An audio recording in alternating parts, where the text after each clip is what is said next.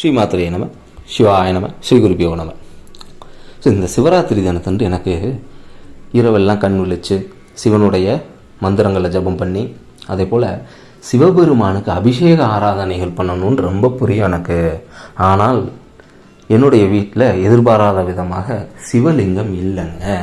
நான் என்ன பண்ணட்டும்? ஆனால் ரொம்ப ஆசையாக இருக்கேன்.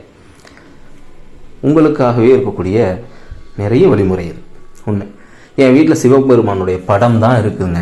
பார்வதியோடு சேர்ந்த மாதிரி இருக்குது, விநாயகரோடு சேர்ந்த மாதிரி இருக்குது, ஒரு 5 படத்தோடு சேர்ந்தாப்பில் என்னுடைய வீட்டில் சிவபெருமானுடைய உருவப்படம் இருக்குது. அதை வச்சு நான் பூஜை பண்ணலாமா? தாராளமாக பண்ணலாம். ஸோ சிவபெருமானுடைய உருவப்படம் வச்சுக்கோங்க, அதுக்கு முன்பாக ஒரு விளக்கு ஏற்றிக்கோங்க, அந்த விளக்குக்கு முன்பாக உட்காந்து அந்த சிவ பூஜையை செய்யுங்கள். ஸோ இதில் என்னால் அபிஷேகம் பண்ண முடியாதுங்க, ஒன்றும் தவறு கிடையாது. அந்த ஜாம பூஜைக்கு உண்டான அபிஷேக திரவியம் இருக்கு இல்லையா? ஸோ அது பஞ்சகாவியமோ பாலோ தேனோ கரும்புச்சாரோ ஏதோ வாட்டவர் என்ன இருக்கோ அதை ஒரு சின்ன கிண்ணத்தில் எடுத்து வச்சுக்கோங்க.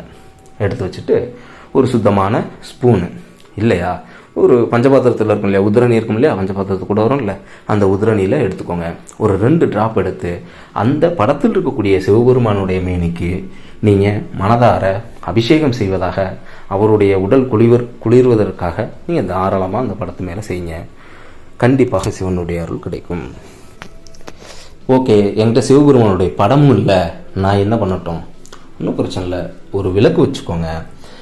அது குத்து விளக்கோ அல்லது சின்ன விளக்கோ, காமாட்சி அம்மன் விளக்கோ, எந்த விளக்காக இருந்தாலும் சரி, இல்லை மண்ணகல் தீபமாக இருந்தாலும் சரி, அதை வச்சுட்டு அதில் நெய்யோ அல்லது நல்ல நெய்யோ ஊற்றி தீபம் போட்டுக்கோங்க சுத்தமான பஞ்சத்திரையில். அதை சிவபெருமானாக பாவிச்சுக்கோங்க. சிவபெருமானாக பாவிச்சு அதற்கு அபிஷேகம் பண்ண முடியாது, அர்ச்சனையும் மந்திர ஜபம் எல்லா உபச்சாரங்களும் அதற்கு நெய்வேத்தியத்திலேருந்து எல்லாம் அபிஷேகத்தை தவிர்த்து மிச்சம் எல்லாமே அந்த தீபத்துக்கு பண்ணுங்க. கண்டிப்பாக சிவபெருமானுடைய அருள் உங்களுக்கு கிடைக்கும். ஸோ அடுத்ததாக நான் சொல்லக்கூடிய ஒரு வழிமுறை, நாம் சொல்லுவோம் இல்லைங்களா, பிடித்து வைத்தால் பிள்ளையார் அப்படின்னு. ஒரு மஞ்சளில் பிடிச்சாலும் பிள்ளையார் வந்துடுவார், அல்லது ஒரு விபூதியில் பிடிச்சாலும் பிள்ளையார் வந்துடுவாருன்னு.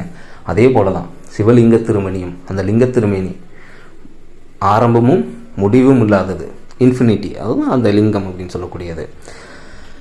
ஸோ உங்களுக்கும் அதே போல் நம்ம எப்படி விநாயகருக்கு பண்ணுறோமோ அதே போல் ஒரு மஞ்சளில் இப்போ 4 ஜாம பூஜை இருக்கா, ஒவ்வொரு ஜாமத்திற்கும் நீங்கள் ஒவ்வொரு ஜாமத்துக்கும் உங்களால் முடிஞ்சதுன்னா இதை பண்ணணும். இல்லை ஒரே மாதிரி பிடிச்சி வச்சுட்டு என்னென்னா விபூதி, சுத்தமான விபூதி, சுத்தமான பசுஞ்சான விபூதியில் கொஞ்சமாக பன்னீரோ அல்லது நீரோ சேர்த்து லிங்க திருமீன் மாதிரி பிடிச்சி வச்சுக்கோங்க.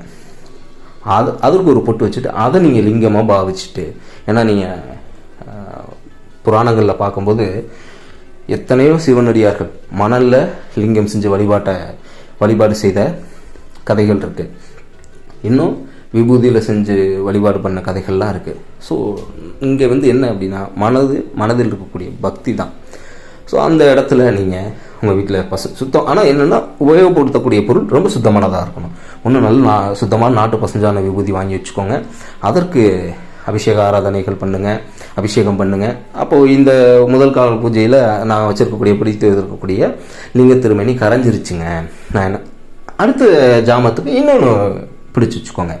ஸோ இதுக்கு அதே போல் ஒவ்வொரு ஜாமத்திற்கும் நீங்கள் புதிதாக பிடிச்சி வச்சுட்டு நீங்கள் அதற்கு அபிஷேக ஆராதனைகள் பண்ணி தாராளமாக வழிபாடு செய்யலாம். ஸோ இதுக்கு பயன்படுத்தக்கூடியது சுத்தமான நாட்டு பசுஞ்சான விபூதி பயன்படுத்திக்கோங்க, இல்லை சுத்தமான மஞ்சள் பயன்படுத்திக்கோங்க.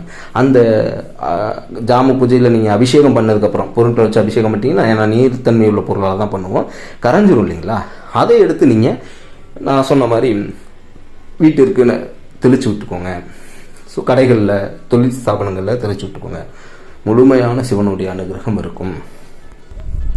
மேலே சொன்ன எந்த விஷயங்களும் என்னால் பண்ண முடியாது, என்ன மனம் ஒத்து வரல, இல்லை எனக்கு அதுக்கான பாசிபிலிட்டிஸ் இல்லை, நான் இந்த பொருளாமே கூடாத இடத்துல, கிடைக்க முடியாத இடத்துல இருக்கேன், நான் வெளிநாட்டில் இருக்கேன், எனக்கு கிடைக்கல, என்னுடைய சூழ்நிலை கிடைக்கல அப்படின்னு தாராளமாக வெறுமனே நீங்கள் மந்திர ஜபமோ அல்லது சிவத்தியானமோ உங்களுக்கு போதுமானதாக இருக்கும். கம்பல்சரி அர்ச்சனை, ஆராதனை, அபிஷேகம் பண்ணணும் அப்படின்ற கட்டாயம் இல்லை. மனமுவந்து நீங்கள் சிவமந்திரங்களை தியானிப்பதே சிவராத்திரிக்கு உங்களுக்கு முழுமையான பலனை கொடுக்கும்.